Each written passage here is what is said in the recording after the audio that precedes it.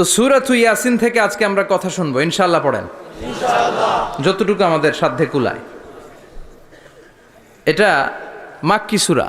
সূরা ইয়াসিনটা কি সূরা? মাক্কি সূরা। বিশ্বনবীর জীবনে দুইটা পর্ব, একটা মাক্কি পর্ব, একটা মাদানী পর্ব। একটা হচ্ছে মাক্কি ইনিংস আর একটা মাদানী ইনিংস। ক্রিকেটে ইনিংস থাকে, ফার্স্ট ইনিংস, সেকেন্ড ইনিংস, বুঝতে সুবিধা না? কমন পড়ছে সবার? তো এটা হচ্ছে বিশ্বনবীর মাক্কি ইনিংসের একটা সূরা। মাক্কি ইনিংসের বৈশিষ্ট্য হচ্ছে বিশ্বনবী তাওহীদের দাওয়াত দিয়েছেন, রিসালাতের দাওয়াত দিয়েছেন, আখিরাতের কথা বলেছেন, একটু নরম নরম কথা বলেছেন। কারণ চারদিকে খালি মাইর। চারদিকে কি? কোরআনের কথা বললে মাইর আছে না? মার খেতে হয়, বকা শুনতে হয়, ঝুঁকি নিয়ে কথা বলতে হয়। চিল্লা এখন ঠিক কিনা? বিশ্বনবীরে বলা হলো এগুলো ছেড়ে দেন, এগুলো ছেড়ে দেন। সুন্দরী নারী দেব, টাকার পাহাড় দেব, ক্ষমতার চেয়ারে বসিয়ে দেব, সব দিব। এই হচ্ছে আমাদের 3 দফা। নারী দেব, সম্পদ দিব, ক্ষমতা দিব। বিষ্ণু বললেন আমার খালি 1 দফা। আমার কয় দফা? 1 দফা। লা ওয়াদাউ আশ-শামসা ফি ইয়ামিনি, সূর্য যদি ডান হাতেও দাও, ওয়াল কামারা ফি ইয়াসারি, চন্দ্র যদি বাঁ হাতেও দাও, এই কালেমার দাওয়াত থেকে 1 হাতও আমারে পিছনে নেওয়া যাবে না। চিল্লা এখন ঠিক কিনা? মুমিন কখনো ভয় পায় না, মুমিন কখনো পিছু হটে না, মুমিন স্ট্র্যাটেজি চেঞ্জ করে, মুমিন কৌশলী হয়। এই রাস্তা দিয়ে যাওয়া যায় না, বৈশা বৈশা কেঁদে লাভ নাই, রাস্তা আরেকটা খুঁজতে হবে, আরেকটা রাস্তা বানায় নিতে হবে। এটাই হচ্ছে মুমিনের বৈশিষ্ট্য। আল্লাহ তুমি বুঝার তৌফিক দাও। তো বিশ্বনবীর মাক্কি ইনিংসের খেলার সিস্টেম ছিল ঠ্যাক দিয়ে খেলতেন। ক্রিকেটে কি বলে যে উইকেট বাঁচায় খেলতে হবে, তোমার উইকেট যাতে পড়ে না যায়। তো ঠেকায় ঠেকায় খেলে। তো বিশ্বনবী ঠেকায় ঠেকায় খেলছেন, আর 4 ছক্কা মারছে সব মাদানী ইনিংসে। সুবহানাল্লাহ নাই? মাদানী ইনিংসে বিশ্বনবী গর্জে উঠলেন, জ্বলে উঠলেন আপন শক্তিতে। রবি না? তো বিশ্বনবী মাদানী ইনিংসে যেটা করেছেন সেটা হচ্ছে সমাজ সংস্কার করেছেন। He was a very good reformer of the society, as a father, as a husband, as a reformer of the society, as a lawgiver, as a lawmaker, as a commander, and as a messenger. Muhammad is the superman of the world. স্বামী হিসেবে, বাবা হিসেবে, নেতা হিসেবে, নবী হিসেবে, সমাজ সংস্কারক হিসেবে, আইন প্রণেতা হিসেবে মুহাম্মদ হচ্ছেন এই পৃথিবীর জন্য সুপারম্যান। তার কোনো তুলনা হয় না। বিশ্বনবীর কোনো তুলনা হয় না। Beyondless, boundless, bottomless. তারা নিয়ে কথা বলতে গেলে সময় ফুরায় যাবে, মাইকের ব্যাটারি শেষ হয়ে যাবে, মাগার কথা শেষ হবে না। এজন্য ওনার জীবনের ক্ষেত্রে বলা হয় বিয়ন্ডলেস, বাউন্ডলেস, বটমলেস। অসাধারণ ব্যক্তিত্ব, সুপার ক্যালিফ্রাজিলিস্টিক এক্সপিয়ালিডোসাস, অসাধারণ, যার কোনো তুলনা হয় না, এক্সেলেন্ট, আনপ্যারালাল। মাদানী জীবনে উনি সশস্ত্র সংগ্রাম করলেন, সংস্কার করলেন সমাজটাকে, সেনাবাহিনী বানালেন। তখন আর নরম নরম ভাবে খেলে নাই, গরম ভাবে খেলেছে। এটা হচ্ছে ইমানের দাবি। মুমিনরা কৌশলী হয়। যখন যে পরিস্থিতি, ওই পরিস্থিতির সাথে তাদের স্ট্র্যাটেজি তারা পাল্টায়। তো বিশ্বনবীর মাদানী ইনিংসে এই সূরা নাজিল হয়নি, হয়েছে মাক্কি ইনিংসে, মাক্কি সূরা। এই সূরার অনেক ফজিলত, ছোটবেলা থেকেই সূরা ইয়াসিনের অনেক ফজিলতের কথা আমরা শুনেছি না? বিশ্বনবী বলেছেন ইন্না লিকুল্লি শাইইন কলবান ওয়া কলবুল কোরআনি সূরাতু ইয়াসিন। সব জিনিসের একটা কলব আছে, হৃদয় আছে, অন্তর আছে, আর কোরআনের কলবের নাম হচ্ছে সূরা ইয়াসিন। বিশ্বনবী বললেন ইন্না লিকুল্লি শাইইন কলবান, সব জিনিসের একটা কলব আছে। ওয়া ইন্না কলবাল কোরআনি সূরাতু ইয়াসিন, আর কোরআনের কলবের নাম হলো সূরাতু ইয়াসিন। মান ক্বারাআ সূরাতা ইয়াসিন মাররা ওয়াহিদা, একবার সূরাতু ইয়াসিন তেলাওয়াত করলে 10 পারা কোরআন খতমের সওয়াব হয়ে যায়। বিশ্বনবী বলতেন ইন্না ফিল জাসাদি মুদগা, দেহে একটা গোশতের টুকরা আছে। ইযা সালুহাত সালুহাল জাসাদু কুল্লু, এই দেহের গোশতের টুকরা যদি ভালো হয়ে যায়, পুরো দেহটারে ভালো করে দেয় কে? আল্লাহ। এই দেহের গোশতের টুকরাটা যদি পচে যায়, পুরো দেহটারে নষ্ট করে দেয় কে? আল্লাহ। বিশ্ব নবী বললেন আলা ওয়াহিয়াল কালব, ওই টুকরাটার নাম হলো কালব। টুকরাটার নাম কি? এজন্য কলবের মধ্যে আল্লাহর জিকির বসাইতে হবে। কি বসাবেন? নাকি আয়না বসাবেন? আয়না বসায় না? আয়না বসাইয়া দে মোর দয়াল বাবা, কেবলা কাবা, সব মুখস্থ। আয়না বসাইয়া দে মোর। নবীর কলবে আয়না বসায় নাই নবী। সেদিন আবু বকর, ওমর ফারুক কেউ আয়না বসাইছে? আবু হানিফা, শাফিঈ এরা কলবের মধ্যে আয়না বসাইছে? বসাইছে জিকির। চিল্লায় বলেন বসাইছে কি? এজন্য আল্লাহ বললেন আলা বিযিক্রিল্লাহি তাতমাইন্নুল কুলুব। দুনিয়ার কোনো জিনিস দিয়ে কলব ঠান্ডা হয় না, দুনিয়ার কোনো জিনিস দিয়ে কলব পরিচ্ছন্ন হয় না। কলব শুধু পরিচ্ছন্ন হয় একটা জিনিস দিয়ে, লা ইলাহা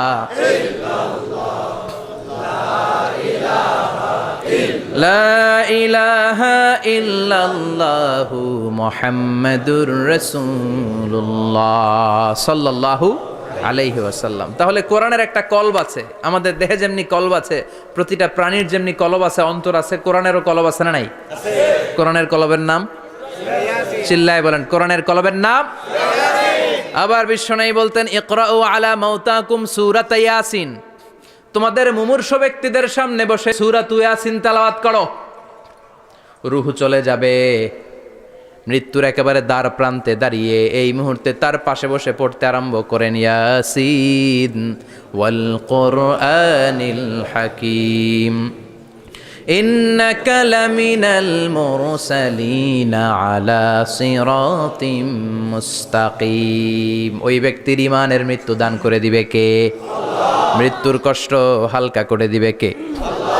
আবার বিশ্বনবী বলতেন রাত্রিবেলা যে ব্যক্তি একবার সূরাত ইয়াসিন তেলাওয়াত করে ঘুমাতে যায়, সকালবেলা নিষ্পাপ অবস্থায় তারে ঘুম থেকে জাগাবে কে?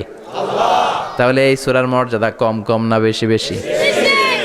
কলবুল কোরআন, এটা কোরআনের কলব। একবার পড়লে 10 পড়ার সওয়াব। আবার মুমূর্ষ ব্যক্তির সামনে বসে সূরা ইয়াসিন তেলাওয়াত করতে বলা হয়েছে। তাহলে মৃত্যুর কষ্টরে হালকা করে দেয় কে? আল্লাহ। আবার রাত্রিবেলা সূরা ইয়াসিন তেলাওয়াত করলে সকালবেলায় নিষ্পাপ বানায় দেয় কে? আল্লাহ। মনে থাকবে? কোরআনের কলবের নাম কি? ভুলে যাবেন না তো? বেশি বেশি তেলাওয়াত করতে রাজি আছেন? সকাল সন্ধ্যা তেলাওয়াত করবেন তো? সূরা ইয়াসিন ছাড়াও এই সূরার অনেকগুলো নাম তাফসীর গ্রন্থে পাওয়া যায়। এই সূরার একটা নাম হচ্ছে সূরাতুল কাদিয়া। সূরাতুল কাদিয়া তাকদি হাজাতা কারিইহা। যে এই সূরা তেলাওয়াত করে ওই তেলাওয়াতকারীর যে হাজত আছে, প্রয়োজন আছে, এই সূরার বরকতে আল্লাহ তার প্রয়োজন পূরণ করে দেয়। আমাদের জীবনে প্রয়োজন আছে না নাই? কার কাছে চাইবো? বিপদে পড়লে কারে বলবো? আমরা বিপদে পড়লে প্রথমে শেয়ার দেই ফেসবুকে। কোথায় শেয়ার? আগে শেয়ার দিব কার কাছে? মনে থাকবে? বিপদে পড়লে ফেসবুকে শেয়ার দিব না, বন্ধুরে শেয়ার করব না, বউয়ের কাছেও পরে শেয়ার করব, আগে শেয়ার করব কার কাছে? মনে থাকবে? এজন্য বিশ্বনবী বলতেন এই সূরার নাম সূরাতুল কাদিয়া।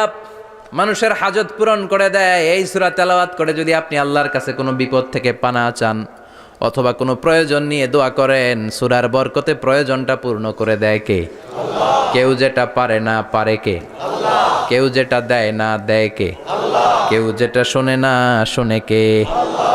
তাহলে পেলাম সূরাতুল কাদিয়া। আরেকটা নাম আছে সূরার, সেটা হচ্ছে সূরাতুল আযীমা। সুমহান সূরা। কি সূরা? সুমহান, আযীমা। এই আযীম আর আযীমা এই শব্দ দুইটা অনেক দামি। আল্লাহ যে কোনো জায়গায় ব্যবহার করেন নাই। বিশ্বনবীর চরিত্রের উপমা দিতে যে আল্লাহ আযীম শব্দ বলেছেন, তাই না? রব্বুল আলামিন বলেন ওয়া ইন্নাকা লাআলা খুলুকিন আযীম।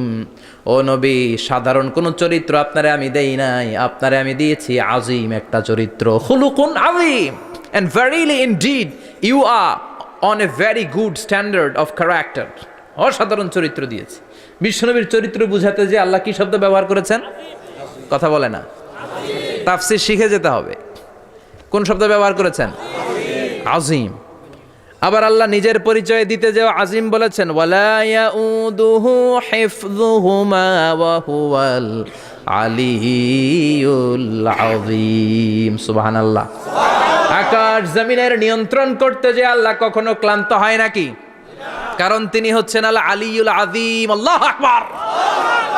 তার মানে নবীর চরিত্রের ক্ষেত্রে আযীম, আল্লাহর নিজের সত্তার ক্ষেত্রে আল্লাহ বললেন আযীম, আবার বললেন কিয়ামতের দিন গোটা পৃথিবীটারে আমি নাড়িয়ে দেব, গোটা পৃথিবীতে একটা আমি ভূমিকম্প দিব। এই কথাও কোরআনে আছে না নাই? ইযা জুলজিলাতিল আরদু জিলজালাহা আল কারিয়াতু মাল কারিয়া, পুরো পৃথিবী কাঁপিয়ে দিব। এই কাঁপাকাঁপিটা ওই দিনের ভূমিকম্পটা কি অন্যান্য সময়ের ভূমিকম্পের মতো হবে? এই ভূমিকম্পকে আল্লাহ বলেছেন আযীম। ইন্না জালজালাতা সাআতি লা শাইউন আযীম। সেদিনের ভূমিকম্প সাধারণ কোনো আর্থকোয়েক নয়, সাধারণ ভাইব্রেশন না, এটা আযীম। আবার আল্লাহ কোরআনকেও আযীম বলেছেন, ওয়ালাকাদ আতাইনাকা সাবআম মিনাল মাসানি ওয়াল কুরআনাল আযীম। ও নবী, আমি আপনার নিত্য পাঠনীয় সপ্তবাক্য সূরাতুল ফাতিহা দিয়েছি, সাথে সাথে কোরআনে আযীম দান করেছি। সুবহানাল্লাহ। তার মানে কোরআনের ক্ষেত্রে আযীম, কিয়ামতের ভূমিকম্প এটা আযীম, আল্লাহ নিজেও আযীম, বিশ্বনবীর চরিত্র আবার এই সূরাটাও যেহেতু দামি, এজন্য এই সূরার নাম সূরাতুল আযীমা। সূরাতুল সুমহান সূরা। এটা যেন তেন সূরা নয়, এটা তো কোরআনের কলব। কলব ছাড়া মানুষ বাঁচে? হার্ট ফাউন্ডেশনে যেয়ে দেখবেন মানুষের কি অবস্থা। হৃদরোগ, হৃদয় যার নষ্ট, তার যে কত কষ্ট। এই যে কি পরানো লাগে এখন, রিং পরায়, এনজিওগ্রাম, এনজিওপ্লাস্টি করে আর্টারি ব্লক করে ফেলে। চর্বি, এত চর্বি আমরা খাই, এত গরুর গোশত আমরা খাই। মনে রাখবেন, যেই প্রাণীর পা বেশি ওইটার ভিতরে কোলেস্টেরল বেশি। মাছের কয় পা? হ্যাঁ, নাই, এখানে নাই, মাছের পাটা নাই, কোলেস্টেরল নাই। মুরগির কয় পা? জোরে বলতে হবে। তার মানে কিছু কোলেস্টেরল আছে না নাই? গরুর কয় পা? কোলেস্টেরল বেশি না কম? এইবার কোন চিংড়ির কয় পা? সবচেয়ে বেশি কোলেস্টেরল কন্টেইন করে শ্রিম্প, প্রন, চিংড়ি। এজন্য এগুলো কম খাইতে হবে। তবে 40-এর আগে যারা আছেন ধুমায়া খান, 40-এর পরে এই যে মাটন, ল্যাম্প, ছাগলের গোশ, খাসির গোশ, চিংড়ি, এগুলো আপনার ডায়েট থেকে বাদ দিয়ে দিতে হবে। বুঝতে পেরেছেন? এজন্য এই সূরাটা যেন তেন সূরা নয়, এটা তো কোরআনের কলিজা, হার্ট, হৃদয়। এজন্য সূরাটা সূরাতুল আযীমা। সুবহানাল্লাহ পড়েন। তার মানে 1 নম্বরে পেলাম সূরাতুল কাদিয়াহ, 2 নম্বরে পেলাম সূরাতুল আযীমা, 3 নম্বরে সূরার আরেক নাম হলো সূরাতুল মুইম্মা। সূরাতুল মুইম্মা। মুইম্মার 2 অর্থ। এক অর্থ হচ্ছে এটার বরকতটা আম, সবার জন্য, যেই পড়ে সেই বরকত পায়, এজন্য মুইম্মা। আবার মুইম্মার আরেক অর্থ হচ্ছে যেই সূরা শত্রুকে অন্ধ করে দেয়।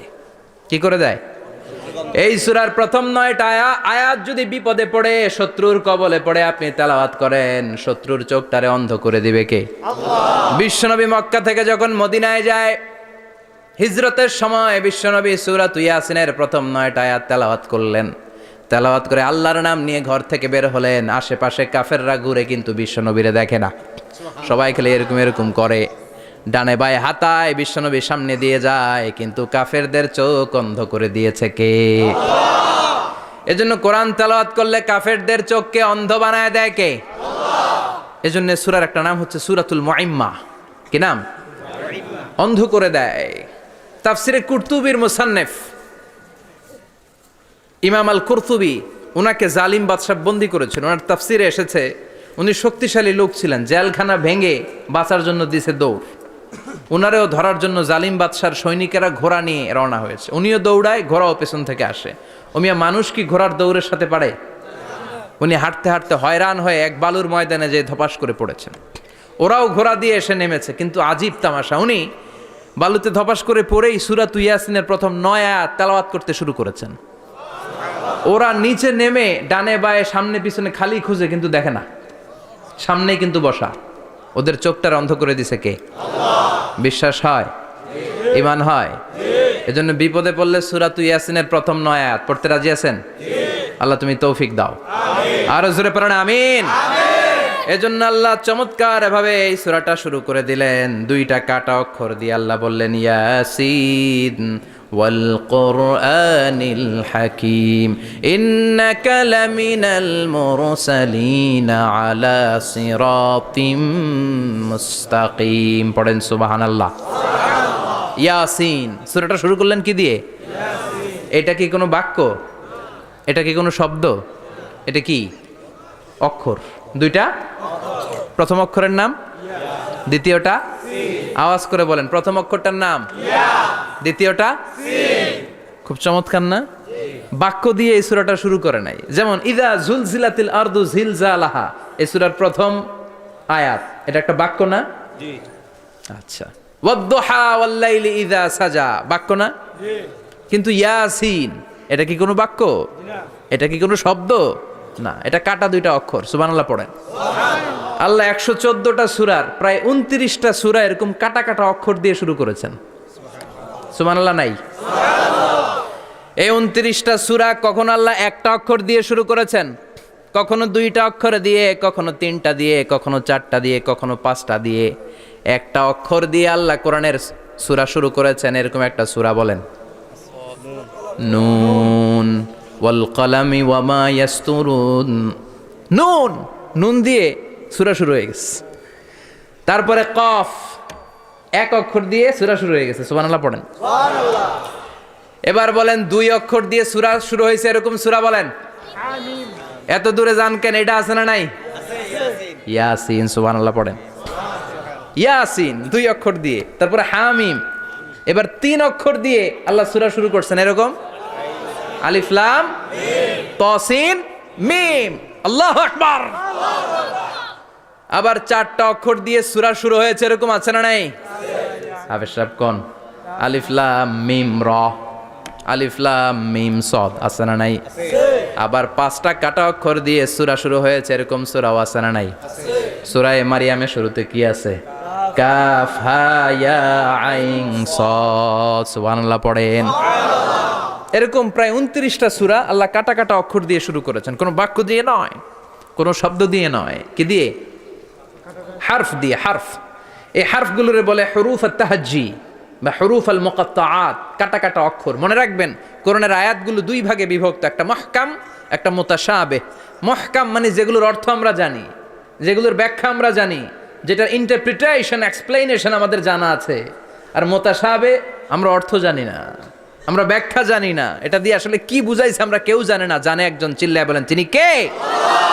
আল্লাহ বলেন ওয়া ইন কুনতুম ফি রাইবিম মিম্মা নাযালনা আলা আবদিনা ফাআতু বিসূরাতিম মিন মিসলিহি ওয়াদউ শুহাদাআকুম মিন দুনিল্লাহি ইন কুনতুম সাদিকিন। আল্লাহ বললেন ও জাহেলি যুগের লোকেরা, শোনো শোনো, এত আরবি কবিতা বানাতে পারো, এত গল্প লিখতে পারো, আরবিতে এত নোবেল বানাতে পারো, উপন্যাস বানাতে পারো, আর্টিকেল লিখতে পারো, আমার নবীর উপর যে কোরআন আমি নাজিল করেছি এই কোরআনের ব্যাপারে অন্তরে যদি কোনো সন্দেহ থাকে, বাপের বেটা হলে পারলে কোরআনের মতো একটা সূরা বানিয়ে নিয়ে আসো। পারছে? কিয়ামত পর্যন্ত কেউ পারবে?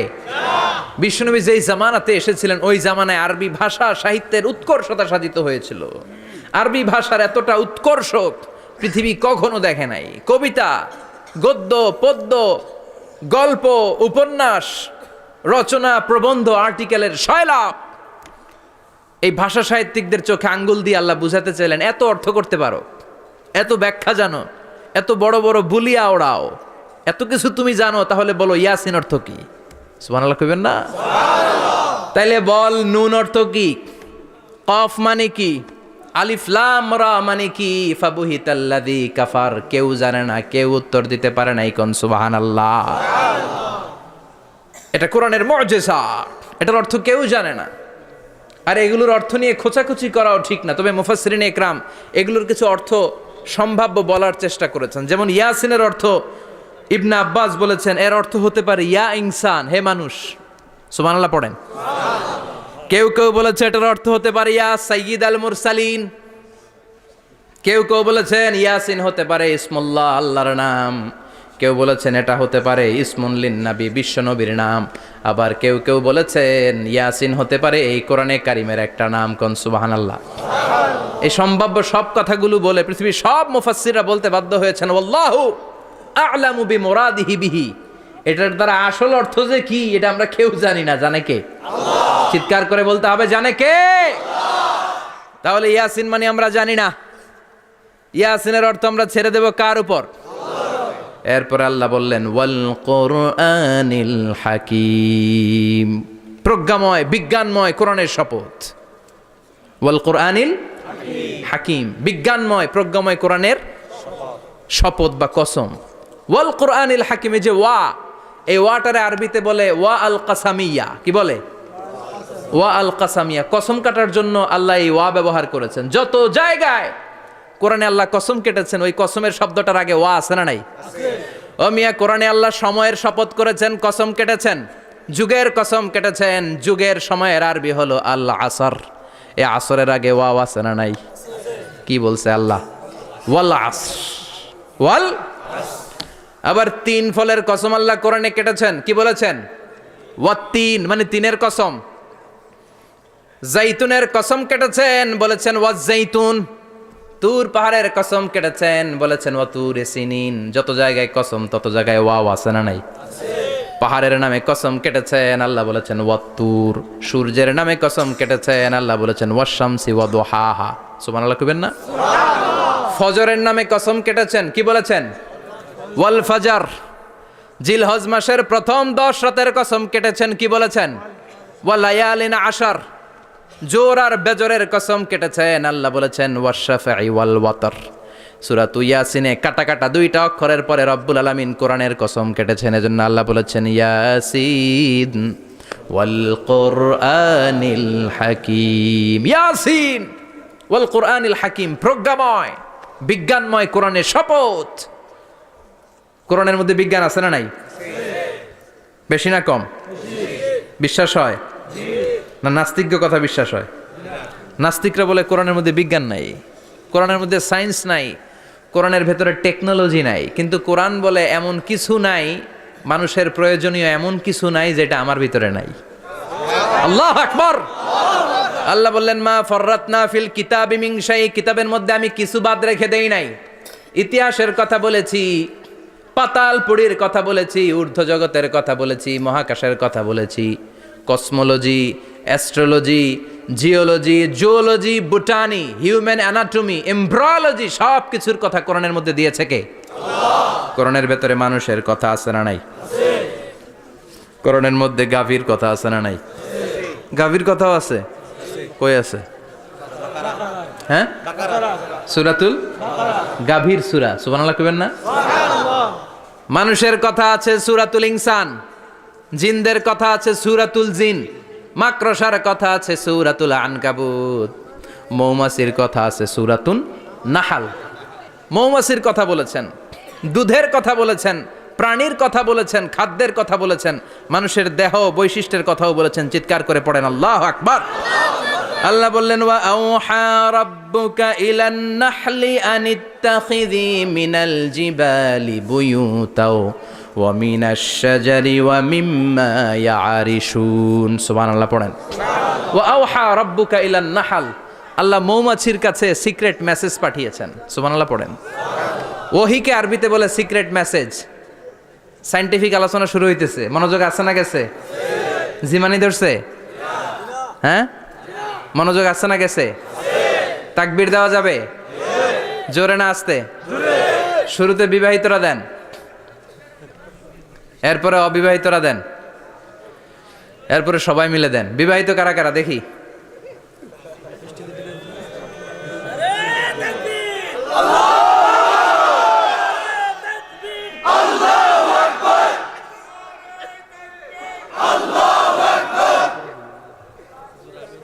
বিবাহিতরা অবিবাহিতরা দিবেন না? শুরুতে বিবাহিতরা দেন, তারপরে অবিবাহিতরা দেন, তারপরে সবাই মিলে দেন। বিবাহিতরা রেডি? দেখবো কাদের গলায় জোর বেশি। দেখি দেখি, বিবাহিতরা দেন লিল্লাহে তাকবীর। মাশাআল্লাহ। এবার অবিবাহিতরা রেডি? আওয়াজ নাই, হেরে যাবে আজকে, হেরে যাবে। রেডি? তাকবীর দাও, লিল্লাহে তাকবীর।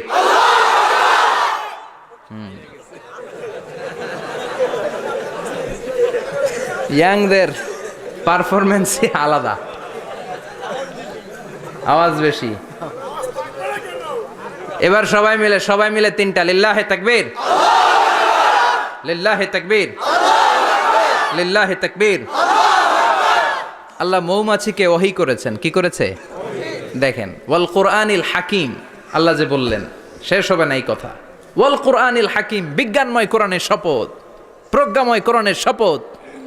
বিশ্বনবী বলেন লা তুহসা আজাইবুহু, কোরআনের আশ্চর্যান্বিতার কোনো শেষ নাই। ওয়ালা তাবলা গারাইবুহু, কোরআন কোনোদিন কারো কাছে পুরাতন মনে হয় না।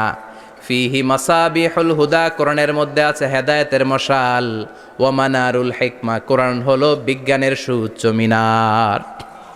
লা তুহসা আজাইবুহু, কোরআনের আশ্চর্যান্বিতার শেষ নাই। যতই পড়বেন আপনি আশ্চর্য হয়ে যাবেন, যতই স্টাডি করবেন, যতই অধ্যয়ন করবেন, আপনার চোখকে খুলে দিবে কে? আল্লাহ। ওয়ালা তাবলা গারাইবুহু, কোরআন কখনো পুরাতন হয় না। পুরান হয় নাকি?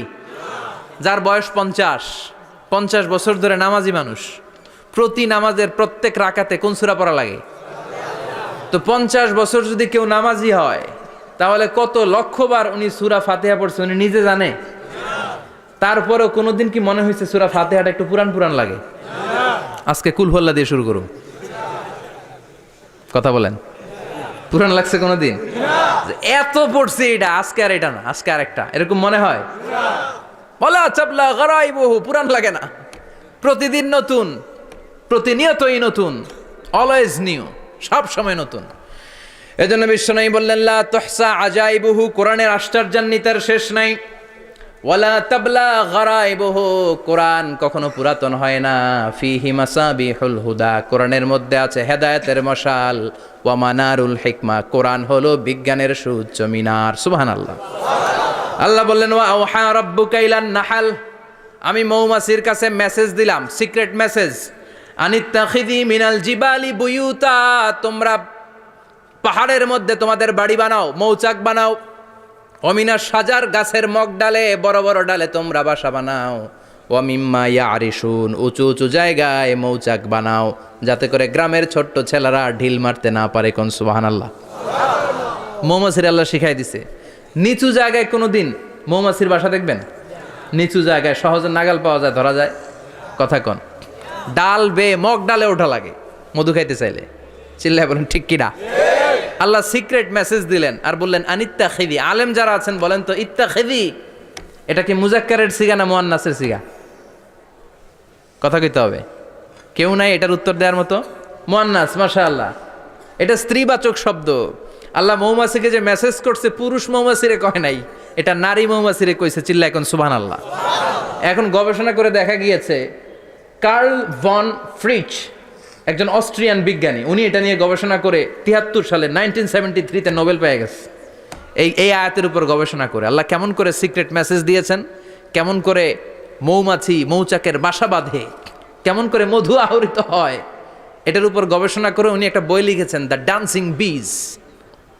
নেচে যাওয়া মৌমাছিগুলো, নাচতে নাচতে যেতে থাকা মৌমাছিগুলোর উপর একটা বই লিখে, দ্য ডান্সিং বিজ লিখে উনি নোবেল প্রাইজ পেয়েছেন এই মধুর উপরে। চিল্লায় পড়েন আল্লাহু আকবার। এখন কোরআনের আয়াত থেকে বোঝা গেল আনিত্তাখিযি মিনাল জিবালি বুয়ুতা, আল্লাহ নারী মৌমাছিকে বলেছেন মৌচাক বানাও, তোমাদের মধু রাখার জন্য বাসা বানাও। কার্ল ভন ফ্রিচ গবেষণা করে পেয়েছে মৌচাকের বাসা বানানো হয়, মধু আহরণ করা হয়। যেই মৌমাছিটা নেতৃত্ব দেয় এটা পুরুষ মৌমাছি নয়, এটা হলো মহিলা মৌমাছি। কোন সুবহানাল্লাহ। পুরো মৌচাকের মধ্যে মধু আহরণ, মধু নেওয়া, পুরো প্রসিডিউরটা সারার জন্য কোনো পুরুষ মৌমাছি লিডিং দেয় না, লিডিং দেয় একটা নারী মৌমাছি, স্ত্রী মৌমাছি। এজন্য ইত্তাখিয, ম্যাসকুলিন জেন্ডার ইউজ না করে আল্লাহ বলেছেন ইত্তাখিযি। নারী মৌমাছিকে আল্লাহ অ্যাড্রেস করে বলেছেন যাও মৌচাক বানাও আর এটার মধ্যে মধু আহরণ করো। চিল্লায় পড়েন আল্লাহু আকবার। আল্লাহ বললেন ইত্তাখিযি মিনাল জিবালি বুয়ুতা, পাহাড়ের মধ্যে ঘর বানাও। মিনাস সাজার, গাছের বড় ডালের মধ্যে ঘর বানাও। ওয়া মিম্মা ইয়ারিশুন, উঁচু উঁচু জায়গায় ঘর বানাও। উনি গবেষণা পেয়েছেন এই মধুর মধ্যে অসাধারণ কিছু ন্যাচারাল অ্যান্টিসেপটিক আছে। কি আছে? Natural antiseptic. এটার নাম হচ্ছে প্রপিলিস। প্রপিলিস নামে একটা লিকুইড পাওয়া যায় মৌচাকের মধ্যে। এটা কাটা জায়গায় লাগা দিলে স্যাভলন, ডেটল কিছু লাগানো লাগবে না। ওই প্রপিলিসের কারণে আপনার কাটা জায়গা এমনি শুকায় যাবে। সুবহানাল্লাহ পড়েন। দ্বিতীয় বিশ্বযুদ্ধে রাশিয়ান যত সৈনিকরা যুদ্ধে আহত হতো, ওরা আলাদা করে অ্যান্টিসেপটিক খাইতো না, ওরা মধু আইনা লাগাই দিত আর সুস্থ হয়ে যেত। সুবহানাল্লাহ পড়েন। নিউজিল্যান্ডের কিছু বিজ্ঞানীরা আবিষ্কার করেছে মৌমাছির হুলের ভিতরে রেমিটিক ফিভারের অ্যান্টিবায়োটিক আছে। অনেকের বাত জ্বর হয়, বাতের ব্যথা থাকে না, থাকে, মুরব্বীদের বেশি হয়। ওই জায়গার মধ্যে যদি আপনি মৌমাছি এনে ঢুকাই দিতে পারেন, মৌমাছির হুল লাগাই দিতে পারেন, ভালো হয়ে যাবে। মৌমাছি যখন হুল ফুটে আরাম লাগে না অনেক? খাইছেন, কামড় খাইছেন? হ্যাঁ, মজা লাগে। তো নিউজিল্যান্ডের এই গবেষকরা এরা আবিষ্কার করেছে যে মৌমাছি যদি হুল ফুটিয়ে দেয়, ওইখানে বাতের ব্যথা থাকলে, বেদনা থাকলে এটা ভালো হয়ে যাবে। আমি নিজে দেখেছি, বিবিসি একটা ডকুমেন্টারি, ইজিপশিয়ান একজন ফিজিশিয়ান, চিকিৎসক, উনি ওনার বাতের ব্যথায় আক্রান্ত যত রুগীরা আছে ওদের গায়ের মধ্যে মৌমাছি এনে এনে নিজে নিজে হুল ফুটায়। রুগী চিৎকার মারে, ও মাগো, ও আল্লাহ গো, কিন্তু একদিন পরে ব্যথা নাই, আর কয় ভালো হয়ে গেছি। সুবহানাল্লাহ কইবেন না? তো এজন্য এই কার্ল বন ফ্রিজ 1973-তে দ্য ডান্সিং বিজ লেখে গোটা বিশ্বকে তাক লাগিয়ে দিয়েছে। তার গবেষণার প্রতিটি পয়েন্ট কোরআনের এই আয়াতের সাথে মিলে যায়। চিৎকার করে পড়েন আল্লাহু আকবার। এই যে আমরা মধু খাই, এই মৌচাকের ভেতরে অন অ্যান অ্যাভারেজ অ্যারাউন্ড 60,000 মৌমাছি থাকে। 3 ভাগে, একটা হচ্ছে কুইন বি, একটা মেল বি, আর একটা হচ্ছে ওয়ার্কার বি। একটা থাকে রানী মৌমাছি, এর নেতৃত্বে সবাই চলে। আর একটা থাকে মেল বি, পুরুষ মৌমাছি, বংশ বাড়ানোর জন্য এদের কাজে লাগে। আর সব হচ্ছে ওয়ার্কার বি, সবাই কাজ করে। আল্লাহ বললেন সুম্মা কুলি মিন কুল্লি সামারাত ফাসলুকি সুবুলা রাব্বিকি যুলুলা। আল্লাহ সিক্রেট মেসেজ দিয়ে বললেন, গাছের উপরে বাসাবাদ, পাহাড়ের উপরে মৌচাকের বাসাবাদ, উঁচু উঁচু জায়গায় তোমরা তোমাদের বাসা বাঁধো। সুম্মা কুলি মিন কুল্লি সামারাত, এরপর এলাকার যত মিষ্টি মিষ্টি ফুল আছে, ফল আছে, ওখান থেকে রস নিয়ে আসো। সুবহানাল্লাহ। পুষ্পরস সংগ্রহ করে মধুগুলো, এটার বলে sweet nectar. They collect the sweet nectar from the flowers. এবং মধুর মধ্যে এত চমৎকার জিনিস থাকার কারণ হচ্ছে মৌমাছিগুলো ওই এলাকার সব ধরনের ফুল, ভালো ভালো সুগন্ধযুক্ত ফুল ফল থেকে রস নিয়ে আসে। তো ওই গাছগুলোর মধ্যে বনাজি গাছ আছে না নাই? ঔষধি গাছ আছে না নাই? এজন্য মধুরে বলা হয় সব রোগের ঔষধ। যত বনাজি ঔষধি গাছের নির্যাস আর পুষ্পরস আছে, সব আল্লাহ মধুর ভিতরে ঢুকায়া মধুকে আল্লাহ ন্যাচারাল ভ্যাকসিন বানিয়ে দিয়েছেন। চিল্লায়ে পড়েন আল্লাহু আকবার। আল্লাহ বললেন সুম্মা কুলি মিন কুল্লি সামারাত, সব ফল আর ফুল থেকেই নেকটার পুষ্পরস নিয়ে আসো। ফাসলুকি সুবুলা রাব্বিকি যুলুলা, যেমন যেমন গিয়েছিলা পথ চিনায় আবার ফিরে আসো। ইয়াখরুজু মিন বুতুনিহা শারাব, এরপর তাদের পেট থেকে বের হয় শারাব। মুখতালিফুন আলওয়ানু, এক একটা মধুর কালার হয়ে যায় এক এক রকম। কোন সুবহানাল্লাহ। সরষে ফুলের মধু একটু সাদা সাদা হয় না? আমি হচ্ছি মধু খাওয়ার পোক। আমি দেশে বিদেশে যেখানে গিয়েছি ফ্রেশ হানি আমি অনেক খুঁজেছি। ইয়ামানি একটা মধু পাওয়া যায়, ইয়ামানের সাওয়াহিলি এলাকায়, পাহাড়ি এলাকায়, একেবারে কুচকুচে কালো। আবার অনেক মধু আছে কিছুটা খয়েরি এবং হলুদ বর্ণের, কিন্তু সরষে ফুলের যে মধুটা এটা অনেকটা সাদা।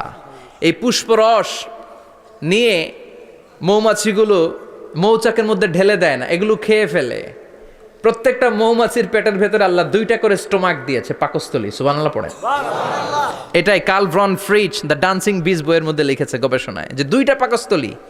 একটা পাকস্থলী দিয়ে মৌমাছি খায়, নিজে খেয়ে বাঁচে। আর একটা পাকস্থলী দিয়ে এই ফ্লাওয়ার নেক্টার, পুষ্পরস সংগ্রহ করে ওই পাকস্থলীতে রাখে।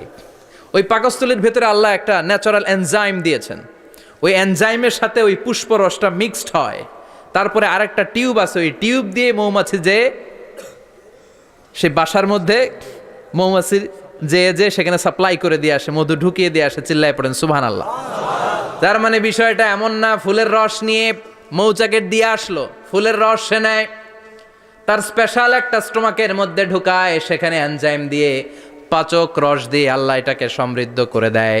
তারপর আলাদা একটা নল দিয়ে, টিউব দিয়ে মৌচাকের ভেতরে ঢুকিয়ে দেয়। কোন সুবহানাল্লাহ। কি অসাধারণ পদ্ধতিতে আল্লাহ মধু বানালেন। আর কি সুন্দর মধু হাতের মধ্যে লয়া জিব্বা দিয়া চাটে আর গান গায়, মধু হই হই বিষাবাইলা। আছে না নাই? আল্লাহ শুকরিয়া নাই? মধু খায় আর গান গায়, মধু হই হই বিষাবাইলা, অনহারণে ভালোবাসার দাম নদিলা। আছে না নাই? ডাকাইত। এই মধু খেয়ে শুকরিয়া করতে হবে কার? বসো, চিৎকার করে বলেন শুকরিয়া করতে হবে কার? আল্লাহ বললেন ইয়াখরুজু মিন বুতুনিহা, এটা মধু সরাসরি চলে আসে না, ওর পেট থেকে বের হয়। মুখতালিফুন আলওয়ানুহু, বিভিন্ন রঙের মধু আছে না নাই? ব্ল্যাক কালারের মধু হয়, হোয়াইট হানি হয়, অর্গানিক হানি হয়, ক্রিমড হানি হয়। কত ধরনের মধু যে আল্লাহ পৃথিবীতে রেখেছে তার ইয়ত্তা নাই। এরপর আল্লাহ বললেন ফিহি শিফাউন লিন্নাস, মধুর ভেতরে শিফা দিয়েছে কে? আল্লাহ। এজন্য বিশ্বনবীর খাদ্য তালিকার মধ্যে মধু আছে না নাই? বিশ্বনবী সুগন্ধযুক্তওয়ালা মধু খেতেন, দুর্গন্ধযুক্তওয়ালা কোনো মধু মুখে নিতেন না। সুবহানাল্লাহ। বিশ্বনবীর জামানায় মাগাফির নামে একটা মধু ছিল, দুর্গন্ধযুক্ত। এটা কখনো বিশ্বনবী মুখে নিতে চাইতেন না। সুগন্ধযুক্ত মধু সবসময় বিশ্বনবী খেতেন। বিশ্বনবীর স্ত্রীরা এই সুগন্ধিযুক্ত মধু বোতলের মধ্যে প্রিজার্ভ করে রাখতেন বিশ্বনবীকে দেওয়ার জন্য। বিশ্বনবী প্রাণ ভরে এগুলো পান করতেন। সুবহানাল্লাহ। বিশ্বনবী যে সমস্ত খাদ্যগুলো পছন্দ করতেন হাদিসে এসেছে। বিশ্বনবী রুটি খেতেন, খেজুর খেতেন, খেজুর, খেজুর চিনেন? বালাহ, তামার, দুধ খেতেন, এই মধু খেতেন, জব খেতেন, বার্লি খেতেন, লাউ খেতেন, রুম্মান, ডালিম ফল, আনার ফল, আনার চিনেন? আনার, এই আনার খেতে পছন্দ করতেন বিশ্বনবী। মাশরুম খেতেন, মাশরুম, মাশরুম চিনেন? ব্যাঙ্গের ছাতার মতো। রেস্টুরেন্টে ইদানিং মাশরুমের স্যুপ পাওয়া যায়, এটা খাবেন। যাদের চোখের জ্যোতিতে সমস্যা, দৃষ্টিতে সমস্যা, খাবেন। হাদিসে এসেছে আল কামআতু মিনাল মান ওয়া মাউহা শিফাউন লিল আইন। মাশরুম হলো মান্না সালোয়ার মতো খাবার। মাশরুমের স্যুপ যারা খাবে, চোখের জ্যোতি যাদের কম, তাদের চোখের জ্যোতি বাড়িয়ে দিবে কে? বুখারীর বর্ণনা, কানা রাসূলুল্লাহ ইউহিব্বুল হালাওয়া ওয়াল আসাল। বিশ্বনবী মিষ্টান্ন খেতে বড্ড পছন্দ করতেন, আবার বিশ্বনবী বেশি বেশি মধু খেতে পছন্দ করতেন। সুবহানাল্লাহ। কোরআনে দুইটা জিনিসের ক্ষেত্রে আল্লাহ শিফা যোগ করেছেন, যে দুইটা জিনিসের সাথে সম্পৃক্ত হলে শিফা। এক হচ্ছে কোরআন পড়লে শিফা, অনুনাজ্জিলু মিনাল কোরআনি মা হুয়া শিফা। আবার কোরআনে এই আয়াতের ক্ষেত্রে বলা হয়েছে শিফা ফিহি শিফাউন লিন্নাস। এজন্য সাইয়েদানা ইবনে মাসউদ এই উম্মাকে উদ্দেশ্য করে বলেছেন, আলাইকুম বিশিফাইন, তোমাদের উচিত দুইটা জিনিস থেকে শিফা নেয়া। এক হলো কোরআন, দুই হলো আসাল মানে মধু। কোন সুবহানাল্লাহ। কোরআন তেলাওয়াত করলে অসুস্থরে সুস্থ করে দেয় কে? সূরা ফাতিহা তেলাওয়াত করলে অসুস্থকে সুস্থ বানিয়ে দেয় কে? আবার মধু খেলে সুস্থ বানিয়ে দেয় কে? মধু খেয়ে প্রশংসা করবেন কার? নাকি মধু হই হই বিষাবাইলা বলবেন এগুলো কখনো? খাঁটি মধু খেতে হবে। খাঁটি মধু চিনার উপায় হচ্ছে এটাতে পিঁপড়া জমে না, এটা ফ্রিজে রাখলে জমাট বাঁধে না, এটাতে দুর্গন্ধ হয় না। এক গ্লাস পানির মধ্যে এক ড্রপ মধু ছেলে দিলে এটা পানির সাথে না মিশে একেবারে নিচে চলে যায়। খাঁটি মধু খেতে হবে। তাহলে ফিহি শিফাউন লিন্নাস। কত কিছু দিয়ে যে আল্লাহ এটাকে সমৃদ্ধ করেছেন। এটার মধ্যে গ্লুকোজ আছে, এটার মধ্যে সুক্রোজ আছে, ফ্রুকটোজ আছে, প্রোটিন আছে, মিনারেলস আছে, ক্যালসিয়াম আছে, ভিটামিন আছে। খাইলেই শরীর গরম হয়ে যায়। সুবহানাল্লাহ। এজন্য শীতকালে বেশি বেশি খাবেন, জাম্পাল লাগবে না। শীতকালে মধু খেয়ে রাত্রেবেলায় বের হবেন, আর মাফলার পেঁচিয়ে বেরোয়া লাগবে না। সুবহানাল্লাহ পড়েন। তার মানে আল্লাহ বললেন ইয়াসিন ওয়াল কোরআনিল হাকিম, প্রজ্ঞাময়, বিজ্ঞানময় কোরআনের কসম। কোরআনের ভেতরে বিজ্ঞান আছে না নাই? বিজ্ঞানের কথা এই তো শুরু করলাম, আজকে সারা রাত বিজ্ঞানের কথা বলবো। থাকবেন কতক্ষণ? হ্যাঁ, স্লোগান দেন লিল্লাহি তাকবীর। এরপরে আল্লাহ বললেন গোলাম, ওয়া ইন্না লাকুম ফিল আনআমি লাইবরা, প্রাণীকুলের দিকে নজর করে তাকাও। প্রাণীকুলের মধ্যে আমি তোমাদের জন্য নিদর্শন রেখেছি। নুসকিকুম মিম্মা ফি বুতুনিহি, এই প্রাণীকুলের পেট থেকে একটা চমৎকার জিনিস আমি বের করে দেই, এটার নাম হচ্ছে দুধ। এটা কি? দেখেন, একই আয়াতের মধ্যে আল্লাহ মধুর কথাও বললেন, আবার দুধের কথাও বললেন। দুধটা কিভাবে হয়, উৎপন্ন হয়, মধু কেমনে হয়, ইঞ্চি ইঞ্চি কথা এই কোরআনের ভেতরে তুলে ধরলেন কে? আল্লাহ বললেন মিমবাইনি ফারসিউ ওয়াদামিল লাবানা, গোবর আর রক্তের মাঝখান দিয়ে আমি দুধ বের করি। সুবহানাল্লাহ পড়েন। আমরা যাই এই গাভীর ওলান টানা শুরু করি সকালবেলা বিসমিল্লাহ বলে, কিন্তু কেমনে যেটা আসে ওইদিকে নজর নাই। ডাকাত বিসমিল্লাহ বলে শুরু করে না, দুধ খাই আলহামদুলিল্লাহ পড়ে না, আছে না নাই? আল্লাহ বলেন মেকানিজমটা শোনো কেমনে আমি খাওয়াই। আল্লাহ বললেন মিমবাইনি ফারসি ওয়া দামিল লাবানা, গোবর আর রক্তের মাঝখান দিয়ে আমি দুধ বের করে দেই। সুবহানাল্লাহ। গরু যে ঘাস খায়, এই ঘাস থেকে রক্ত হয় আর গরুর গোবর হয়। পেটের একদিকে থাকে গোবর, আরেক দিকে থাকে রক্ত। রক্ত দুর্গন্ধ, গোবরও দুর্গন্ধ। রক্তও নাপাক, গোবরও নাপাক। এই দুই নাপাক আর দুর্গন্ধের মাঝখান দিয়ে সুগন্ধযুক্ত দুধ বের করে দেয় কে? আল্লাহ বললেন মিমবাইনি ফারসিউ আদামিল লাবানা, গরু যে খাবারগুলো খায় ওই খাবারের এক পাশ দিয়ে গোবর হয়ে যায় আর এক পাশ দিয়ে রক্ত হয়ে যায়, মাঝখান দিয়ে দুধ বের করে দেয় কে? What a amazing mechanism of discharging milk from animal's body. What an amazing mechanism. একদিক দিয়ে গোবর দুর্গন্ধ, আরেক দিক দিয়ে ঘাস খাওয়ার কারণে রক্ত হয়, মাঝখান দিয়ে দুধ বের হয়ে যায়। সুবহানাল্লাহ। আবার বাছুর ছাড়া দুধ পাওয়া যায় না। গাভী আছে কার কার? হাত তোলেন তো। বাছুর ছাড়া দুধ পাওয়া যায়? শুধু গাভী, বাছুর নাই, দুধ আসবে? আবার এই যে বিশাল বড় ওলান 20 কেজি দুধ দেয় প্রতিদিন, এই ওলান কাটলে দুধ পাওয়া যায়? এক ফোঁটা দুধও ওলানটা কেটে টুকরা টুকরা করলে আপনি পাবেন না। এটা আলাদা মেকানিজম। এটা ভিতর থেকে একটা নির্যাস, বাছুর নিয়ে দুইটা ঢু মারবেন, ওই নির্যাস দিয়ে দুধ বেরোতে থাকবে গোবর আর রক্তের মাঝখান দিয়ে। চিৎকার করে পড়েন আল্লাহু আকবার। এজন্য বিশ্বনবী বলতেন বেশি বেশি দুধ খাও। দুধ হলো সুষম খাদ্য। পৃথিবীতে আবিষ্কৃত যত খাবার আছে দুধের চাইতে ভালো খাবার আছে নাকি? কথা কন। মানুষ পানি খেয়ে 3-4 দিন বাঁচে জানেন, আর পানির মধ্যে লবণ দিলে 7-8 দিন বাঁচতে পারবেন। আর দুধ পাইলে আজীবন বাঁচবেন আপনি। দুধ খেয়ে যদি হজম করতে পারেন, দুধ খেয়ে হজম করতে পারলে আজীবন বেঁচে যাবেন। সুষম খাদ্য। বিশ্বনবী যে রাতে মেরাজে যাবেন, সিদরাতুল মুনতাহা পার হওয়ার পরে বিশ্বনবীর পরীক্ষা শুরু হলো। বিশ্বনবীকে বুখারীর বর্ণনা 3টা গ্লাস দেয়া হলো। কাদাহ ফিহি লাবান, এক গ্লাসের মধ্যে দুধ ছিল। ওয়া কাদাহ ফিহি আসাল, আর এক গ্লাসের মধ্যে ছিল মধু, আর এক গ্লাসের মধ্যে ছিল মদ। কাদাহুন ফিহি খামার। বিশ্বনবীকে 3টা গ্লাস দিয়ে বলা হলো নবী চুজ করেন কোনটা নেবেন। এক গ্লাসে মধু, আরেক গ্লাসে দুধ, আরেক গ্লাসের মধ্যে বিশ্বনবীকে দেয়া হলো মদ। বিশ্বনবী বললেন যে এই গ্লাসের ভেতরে দুধ আছে, আমি ওই পেয়ালাটা নিলাম। সাইয়েদনা জিব্রাইল বললেন ইয়া রাসূলুল্লাহ আখাস্তাল ফিতরা, আপনি যেমন নিছেনও তেমন। সুবহানাল্লাহ কইবেন না? বিশ্বনবী দুধ খেতে পছন্দ করতেন। আর বিশ্বনবী বলতেন আলাইকুম বি আলবানিল বাকার, বেশি বেশি গরুর দুধ খাবা। ফা ইন্নাহা তুরাম্মু মিনাল আশজার, কেননা এটা সবুজ লতা পাতা ঘাস পাতার নির্যাস। গরু কি খায়? ঘাস খায় না? এই ঘাসের নির্যাস হচ্ছে দুধ। বিশ্বনবী বলতেন বেশি বেশি দুধ খাবা। ফিহি শিফা, এর মধ্যে শিফা আছে। ফি লাবানিহা শিফা ও লুহমিহা দা, গরুর দুধে আছে শিফা, গরুর গোশতের মধ্যে আছে রোগ। সুবহানাল্লাহ। কত বড় ফিলোসোফার বিশ্বনবী। বিশ্বনবী বলে গিয়েছেন গরুর দুধ বেশি খাও কিন্তু গোশ বেশি খাইও না। আর আমরা গরুর গোশ পাইলে কোপায় ফেলাই। সাদা ভাত আর ঝাল গরুর মাংস যদি হয়, ওই যে অনেকের জিহ্বায় পানি চলে আসছে। সুবহানাল্লাহ কইবেন না?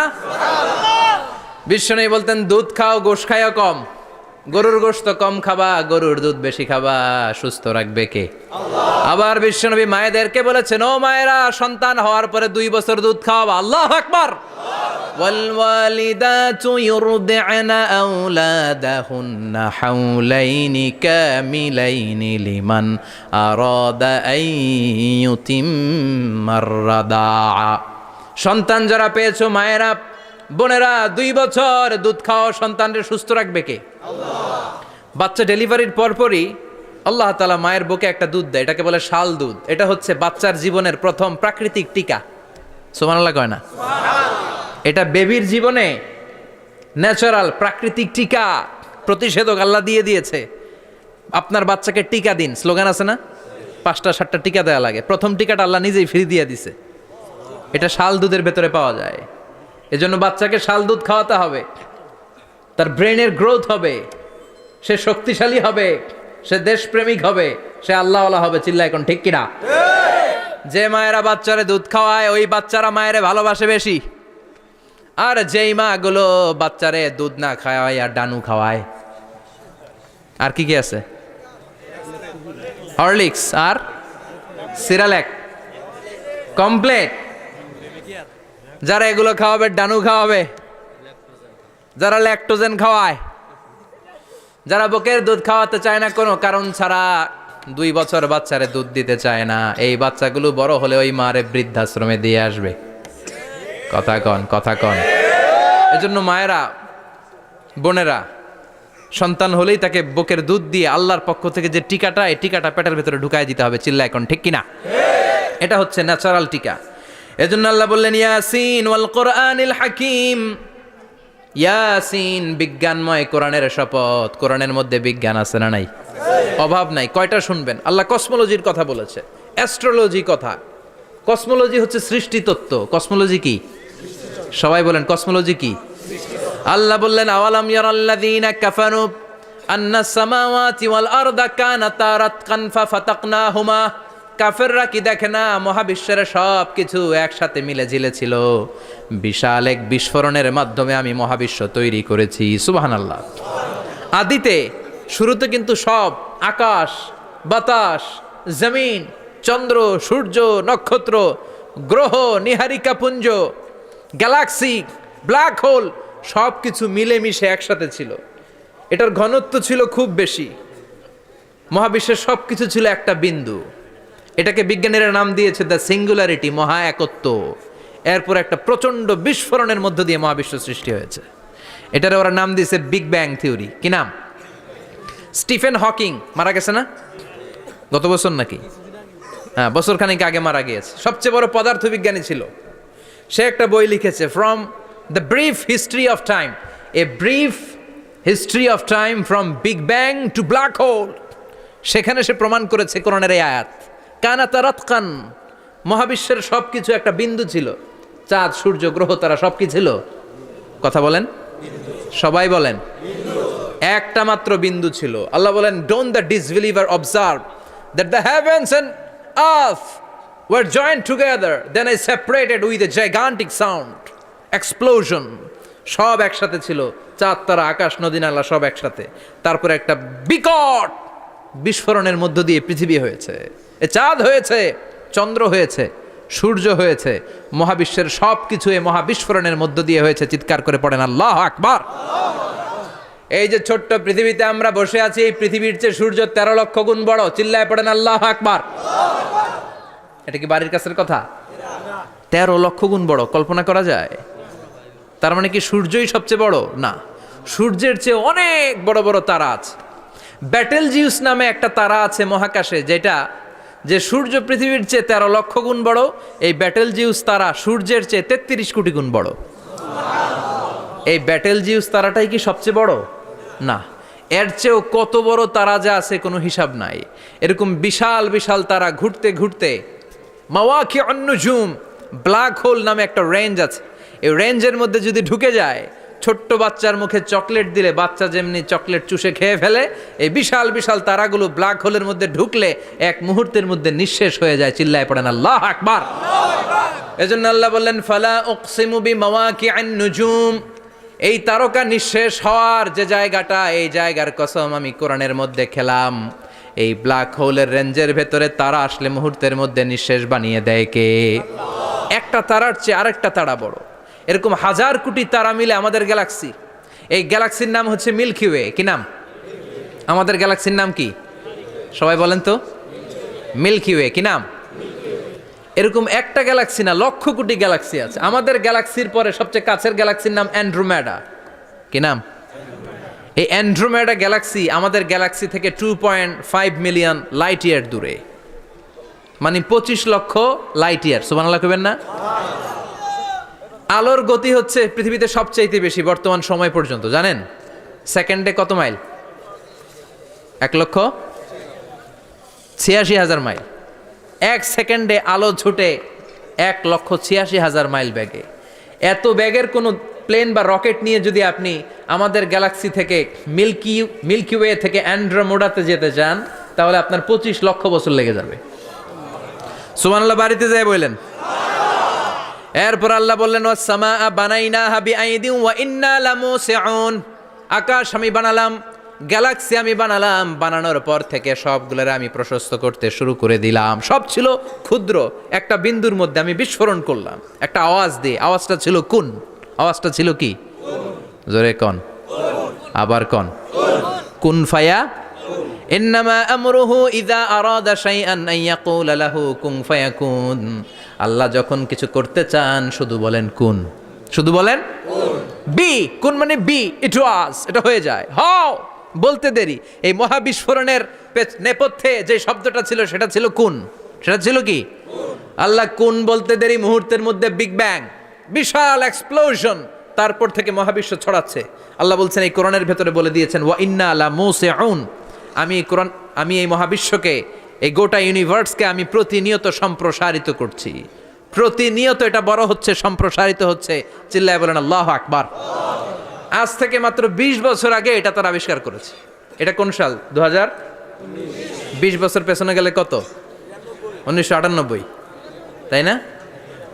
এই 1998 সালে তারা আবিষ্কার করেছে সুপারনোভা কসমোলজি প্রজেক্ট। এই সুপারনোভা কসমোলজি প্রজেক্টে তারা এই সিদ্ধান্তে এসেছে যে মহাবিশ্ব কোন নামক এক বিস্ফোরণের পর থেকে যে সম্প্রসারিত হচ্ছে, আজ পর্যন্ত এটা শুধু বাড়ছে আর বাড়ছে, অ্যাক্সেলারেটিং হচ্ছে, এক্সপান্ডিং হচ্ছে, এটা কমছে না। কিয়ামত পর্যন্ত এটা বাড়তেই থাকবে। চিৎকার করে পড়েন আল্লাহু আকবার।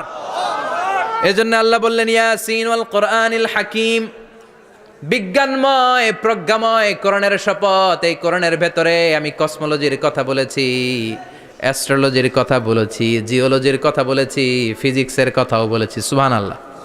ফিজিক্স মানে কি? পদার্থ। পদার্থের সবচেয়ে বড় উপাদান হচ্ছে লোহা। লোহার কথা কিন্তু কোরআনে নাই। আছে? কই আছে? হ্যাঁ, সূরাতুল হাদিদ, লোহার নামে একটা সূরা দিয়েছে আল্লাহ কোরআনে। সুবহানাল্লাহ পড়বেন না?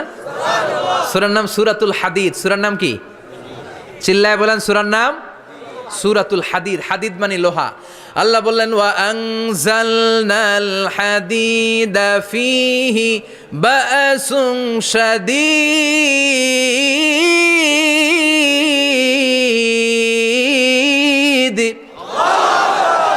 ওয়া আনজালনাল হাদিদ ফীহি বা'সুন শাদীদ, আমি লোহা নাজিল করলাম আর লোহার ভেতরে আমি ভয়ঙ্কর শক্তি ঢুকাইয়া দিলাম। সুবহানাল্লাহ। ফিহি মানাফিউ লিন্নাস, লোহার ভেতরে মানুষের জন্য অনেক কল্যাণ আছে। সুবহানাল্লাহ। লোহা ছাড়া পৃথিবীতে কিছু হয়? আংটি বানাতে লোহার দরকার আছে না নাই? ঘড়ি বানাতে, গাড়ি বানাতে, বাড়ি বানাতে, মোবাইল বানাতে, হেলিকপ্টার, প্লেন, রকেট, মাইকের স্ট্যান্ড। সুবহানাল্লাহ কোন? এমন কোন জিনিস নাই যেটার মধ্যে লোহা লাগে না। এজন্য আল্লাহ বললেন এই লোহার নামে আমি একটা সূরা ডেডিকেট করলাম, ওয়া আনজালনাল হাদিদ ফিহি বা'সুন শাদীদ। আমি লোহাকে নাজিল করেছি। আল্লাহ বলেছেন, খেয়াল করে শব্দটা শুনেন, ওয়া আনজালনাল হাদিদ, আমি লোহাকে উপর থেকে নাজিল করেছি। কি করেছি? কথা বলেন। তার মানে লোহা পৃথিবীতে ছিল না, নাজিল করছে কে? আল্লাহ। লোহা পৃথিবীতে ছিল? পৃথিবীতে ছিল? পৃথিবীতে থাকলে নাজিল করবেন কেন? এই যে কোরআনটা পৃথিবীতে আগে ছিল, নাজিল করছে কে? আল্লাহ। কোন ফেরেশতাকে দিয়ে? সাইয়েদনা জিবরাইল। কোন নবীর উপর? বিশ্বনবী মুহাম্মদুর রাসূলুল্লাহ। আল্লাহু আকবার। তার মানে ওহী পৃথিবীতে ছিল না, আল্লাহ উপর থেকে নাজিল করেছেন। নুজুল মানে উপর থেকে নিচের দিকে আসা। এই নুজুল শব্দ ব্যবহার করে আল্লাহ বললেন ওয়া আনজালনাল হাদিদ, লোহাকে আমি নাজিল করেছি। তার মানে লোহা পৃথিবীর উপাদান নয়, লোহা এসেছে উপর থেকে। কোন সুবহানাল্লাহ।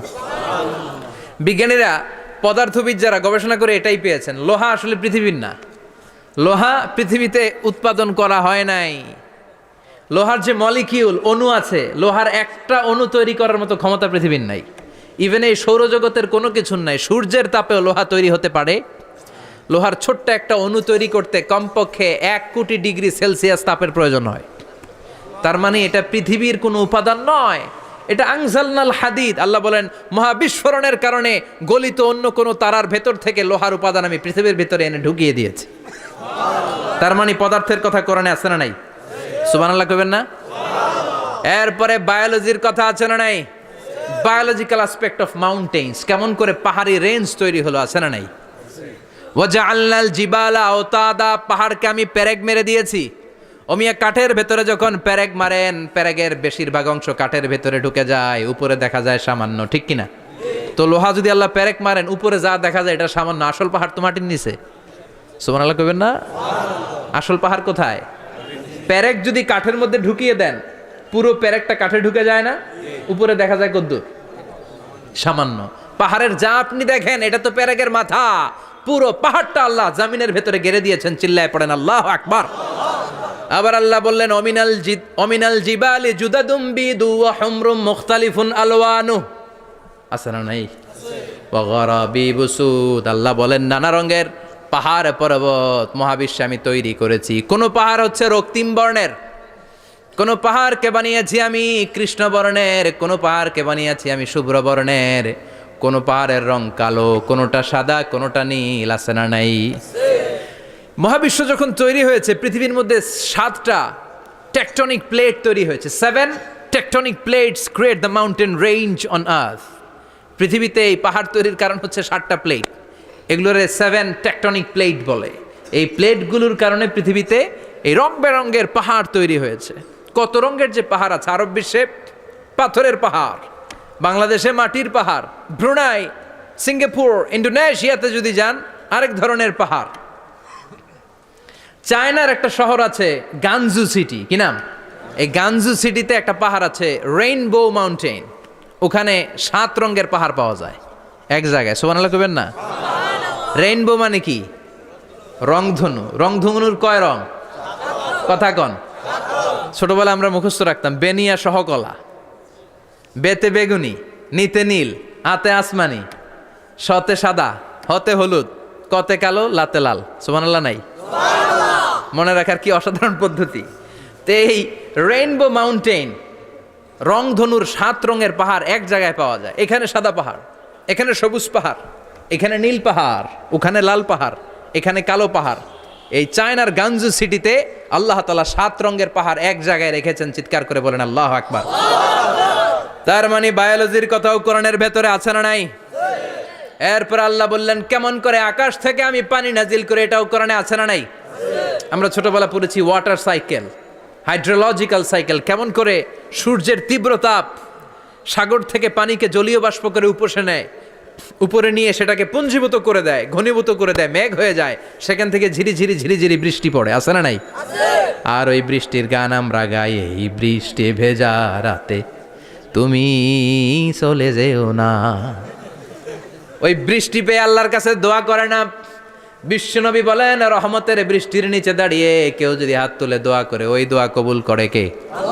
আবার আকাশের মধ্যে মেঘের ঘনঘটা দেখলে বিশ্বনবী পেরেশান হয়ে যেতেন, হয়রান হয়ে যেতেন, আর আল্লাহর কাছে বলতেন আল্লাহ এই মেঘ দিয়ে তুমি আমাদেরকে আযাব দিও না, তুমি আমাদেরকে গজব দিও না, তুমি আমাদেরকে শেষ করে দিও না, এই মেঘ থেকে তুমি আমাদেরকে রহমতের বৃষ্টি দাও। পড়ে না আমিন। বৃষ্টি দেখলে বিষ্ণু বলতেন আল্লাহুম্মা সাইয়িবান নাফিআ, ইয়া গাউসু আগিসনা গাউসান মুগীসান মারিআন মারিআন নাফিআন গায়রা দার আজিলান গায়রা আজিল। হে আল্লাহ এই বৃষ্টি থেকে তুমি ঠান্ডা রহমতের পানি দাও। কি দাও? আল্লাহ মেঘে দে পানি দে, ছায়া দে রে তুহু, আল্লাহ মেঘে দে। পড়েন পড়েন, আল্লাহ মেঘে দে পানি দে, ছায়া দে রে তুহু, আল্লাহ মেঘে দে। এই ওয়াটার সাইকেলের কথা আল্লাহ বলেছেন। আলম তারা আন্নাল্লাহ ইউসজি সাহাবান, কাফের নাস্তিক যেগুলো সমাজের আবর্জনা খড়কুটা, ওরা কি দেখে না কেমন করে আমি বাতাসকে জলীয় বাষ্প করে আকাশে তুলি, বায়ুমণ্ডলে নিয়ে যাই, সুম্মা ইউআল্লিফু বাইনাহুম, জলীয় বাষ্পগুলারে তখন আমি ঘনীভূত করি, সুম্মা ইয়াজআলুহু রুকামান, এরপরে আমি মেঘে পরিণত করি, ফাতারাল ওয়াদকা ইয়াখরুজু মিন খিলালিহি, তারপর মেঘের ভেতর থেকে ঝিরিঝিরি ঝিরিঝিরি বৃষ্টি নাজিল করে কে? আবার আল্লাহ বললেন পানি থেকে আমি পৃথিবীর সব প্রাণগুলারে বানালাম, ওয়াজআলনা মিনাল মাই কুল্লা শাইইন হাইয়া ফালা ইয়াকিলুন, পানির ভেতর থেকে সব প্রাণের উৎপত্তি পৃথিবীর মধ্যে ঘটিয়ে দিয়েছে কে? বিজ্ঞানীরা স্বীকার করেছে পৃথিবীতে যত প্রাণ পাওয়া যায়, যত প্রাণের ব্লুপ্রিন্ট পাওয়া যায় সব এসেছে পানি থেকে। চিৎকার করে বলেন কোত্থেকে? পানি নাই তো প্রাণ নাই, পানিও আছে প্রাণও আছে। কোন সুবহানাল্লাহ। বিজ্ঞানীদের ধারণা, তারা ধারণা করে বলেছে পৃথিবীর প্রথম প্রাণের নাম হচ্ছে অ্যামিবা। কি নাম? ওরা বলেছে এটা এককোষী জীব, it's a very small unicellular organism found ever in the world.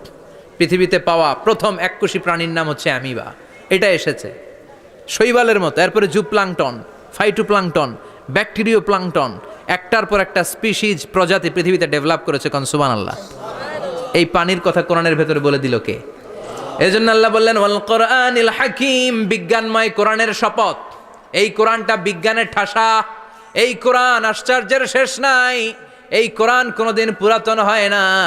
এই কোরআনের ভেতরে আল্লাহ দিয়েছেন হেদায়েতের মশাল, আর কোরআনটাকে বানিয়েছেন বিজ্ঞানের সুউচ্চ মিনার। জোরে কোন সুবহানাল্লাহ। তার মানে কোরআনে আমরা কি পেলাম? দুধের কথা পেলাম, মধুর কথা পেলাম, কিভাবে ডায়েট করবেন সেটা আমরা পেলাম, আমরা কসমোলজি পেলাম, অ্যাস্ট্রোলজি পেলাম, বায়োলজি পেলাম, ফিজিক্স পেলাম, ওয়াটার সাইকেল পেলাম। এবার পাতালপুরীর কথার দরকার আছে না নাই? পৃথিবীর একেবারে গভীরতম গভীরে কি আছে এটা কিন্তু কোরআনে নাই, আছে। পৃথিবীর মাঝখানে যে উত্তপ্ত লাভা আর আগুন, এটা আপনারা জানেন? পৃথিবীর উপর দিয়ে আমরা ঠান্ডা পৃথিবীতে ঘুরে বেড়াই, কিন্তু এর ভিতরে কিন্তু আগুন, লাভা। আল্লাহ কোরআনের মধ্যে ফুটন্ত টকবগে সাগরের কসম খেয়েছেন। আল্লাহ বলেছেন ওয়াল বাহারিল মাসজুর,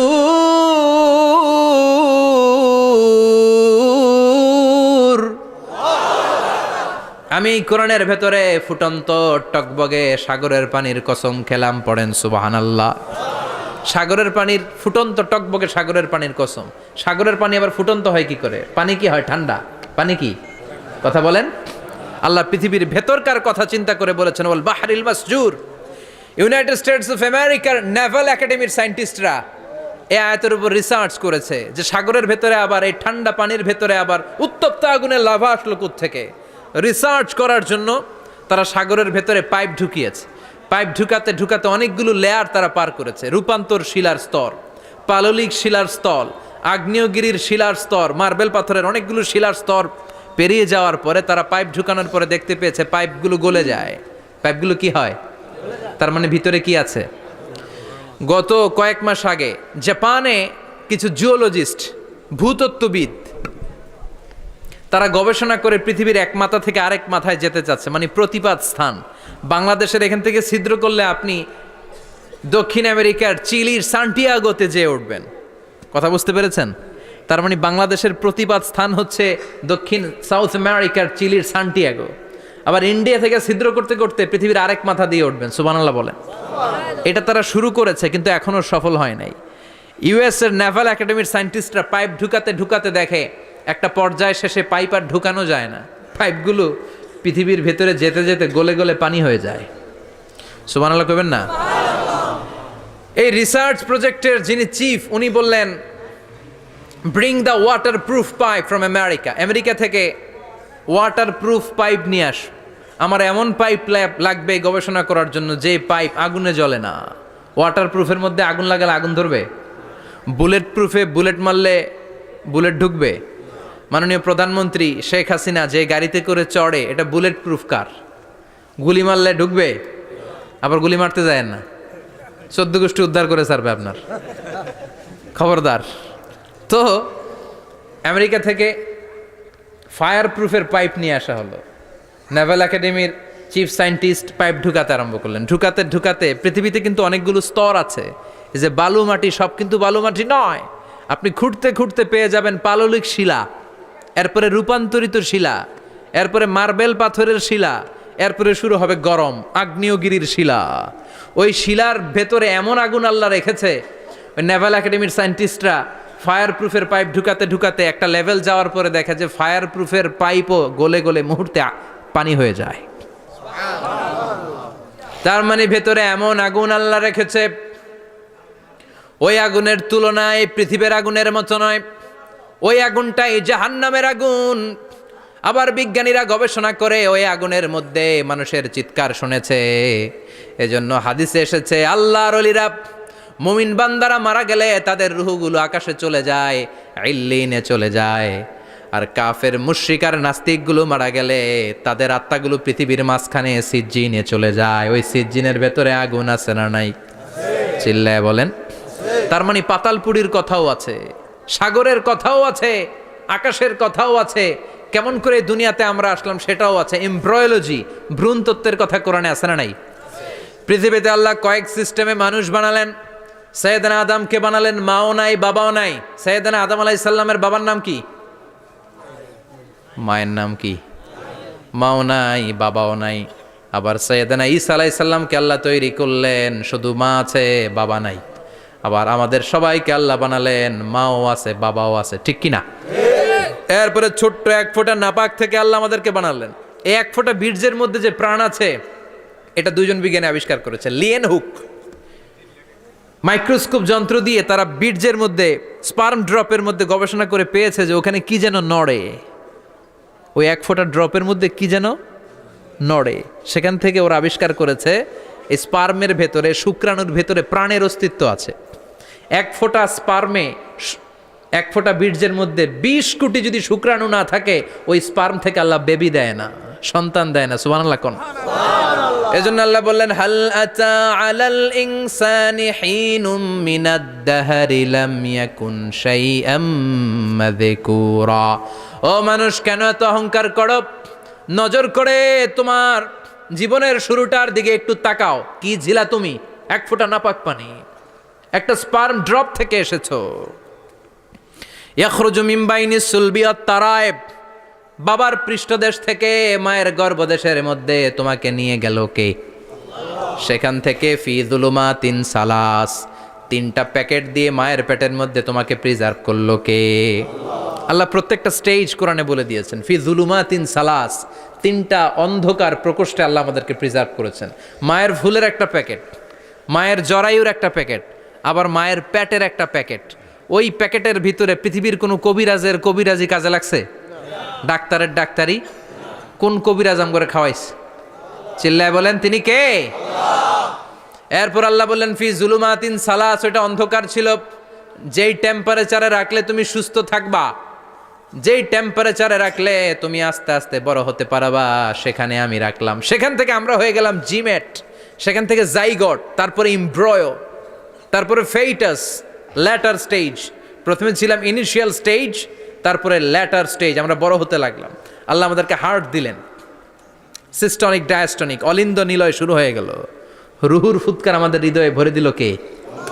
আল্লাহ আমাদেরকে স্কেলিটন দিলেন, কঙ্কাল, স্পাইনাল কর্ড দিলেন, আমাদের স্কাল দিলেন, মাথার খুলি দিলেন, লাঞ্চ দিলেন, ফুসফুস দিলেন, গল ব্লাডার দিলেন। যেখানে যেটা ঠিক যেমন ভাবে দেয়া দরকার মায়ের পেটে থাকতেই সেটা দিয়ে দিয়েছে কে? আল্লাহ। এরপর 8 মাস আমরা মায়ের পেটে মারে কষ্ট দিলাম। ওই মুহূর্তে আমার মা আমার জন্য যতটা কষ্ট করেছে পৃথিবীর কেউ ওই খবর রাখে না। জোরে কোন ঠিক কিনা? বোঝা হয়ে গিয়েছিলাম, একটা বস্তা। আমরা প্রত্যেকে মায়ের পেটে ছিলাম একটা কি? এই বস্তা নিয়ে আমার মা খেতে যেত, ঘুমাতে যেত। এই বস্তাটা পেটে করে আমার মা রান্নাঘরে রান্না করত। একদিনও রান্না বন্ধ হয় নাই। এই বস্তাটা নিয়ে আমার মা টয়লেটে যেয়ে বসতে পারতো না। 8 মাস এরকম কষ্ট করেছে। এজন্য মায়ের মনে কষ্ট দিলে আল্লাহর আরশ কেঁপে যায়। মায়ের কাছ থেকে দোয়া নেওয়ার দরকার আছে না নাই? মায়ের মনে কষ্ট দিবেন? মায়ের সাথে বেয়াদবি করবা কেউ? মায়ের থেকে দোয়া নেওয়ার দরকার আছে না নাই? মা যার নাই সে জানে মা না থাকার কি জ্বালা। চিল্লা এখন ঠিক কিনা? যখন রাত্রি নিঝুম, এই চোখে ঘুম, একলা শূন্য ঘরে, তোমায় মনে পড়ে মাগো, তোমায় মনে পড়ে। যখন রাত্রি নিঝুম, এই চোখে ঘুম, একলা শূন্য ঘরে, তোমায় মনে পড়ে মাগো, তোমায় মনে পড়ে। ঠিক কিনা? এজন্য এই মায়ের জন্য দোয়া করার দরকার আছে না নাই? আল্লাহ বললেন 8 মাস 9 মাস মায়ের পেটের ভেতরে ছিলা, তারপরে দুনিয়ার বুকে তোমারে আনলো কে?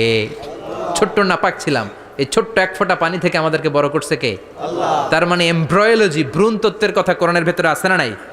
সে আল্লাহ বললেন ইয়াসিন ওয়াল কোরআনিল হাকীম ইন্নাকা লামিনাল মুরসালিন আলা সিরাতিম মুস্তাকিম। সুবহানাল্লাহ পড়েন।